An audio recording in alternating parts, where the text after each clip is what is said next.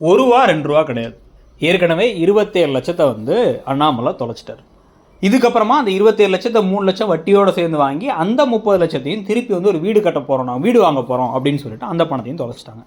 ஆக்சுவலாக வந்து பார்த்தீங்க அப்படின்னா வந்து கிட்டத்தட்ட இவங்க வந்து ஒரு 57 லட்ச ரூபாயை வந்து ஏமாந்துருக்காங்க. அதில் வந்து பணம் போயிட்டு வந்ததெல்லாம் வச்சு பார்த்தீங்கன்னா சரி ஓகே 27 லட்சம் தான் வீட்டுக்கு ஆக்சுவல் லாஸ்ன்னு சொல்லி வச்சுக்கலாம்னு வச்சுக்கோங்க. இது இல்லாமல் இந்த பிஸ்னஸில் வந்த லாபங்கள்லாம் இருக்குது.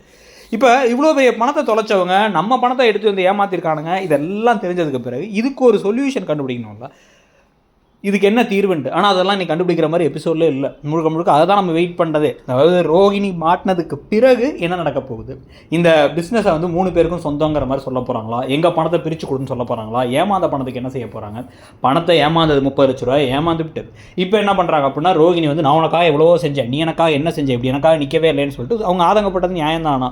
அவங்க ஃப்ராடாக இருந்தாலும் அவங்க தம் புருஷனுக்கு கரெக்டாக இருந்தாங்க. ஆனால் அவர் வந்து அதை விட ஃப்ராடு தனம் பண்ணிட்டுருக்காரு.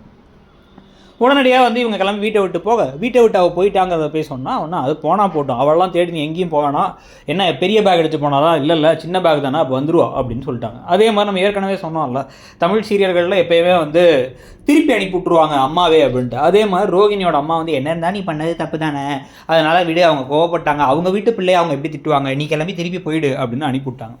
உடனே இப்போ இங்கே திருப்பி ரோகிணி வர, இதுக்கு நடுவில் வந்து விஜயா அதிகாரம் பண்ணிருக்காங்க மீனா என்னமோ வந்து அப்படியே அத்தை அப்படிங்கிறத பார்த்து நமக்கு சரி இப்போமா அந்த பக்கம் அப்படிங்கிற மாதிரி தான் இருக்குது. அந்த அளவுக்கு வந்து காஃபி போட்டு தருவாங்களாமா, எடுத்து வந்து கொடுப்பாங்களாமா, எல்லாமே செய்வாங்களாமா. ஆனால் வந்து வீட்டிலே தண்டமாக உட்காந்துருக்கிறது விஜயா தான். ஆனால் விஜயாவுக்கு எல்லாத்தையும் செஞ்சுக்கிட்டு இருப்பாங்களாம். இப்போ ஸோ இதெல்லாம் செஞ்சுக்கிட்டு இருக்கும் பொழுதே கரெக்டாக வந்து மனோஜ்கிட்ட வந்து ரோகிணி எல்லாம் வந்தால் வரட்டும் வராட்டி போட்டுன்னு பேசிகிட்டு இருக்கும்போது ரோகிணி உள்ளே வந்துடுறாங்க. உள்ளே வந்துட்டு திருப்பி போய் வந்து மன்னிப்பு கேட்குறாங்க. என்ன இருந்தாலும் நான் வந்து ஒரு பாசத்தில் தான் பண்ணேன் அப்படின்னு பேசிக்கிட்டு இருக்காங்க.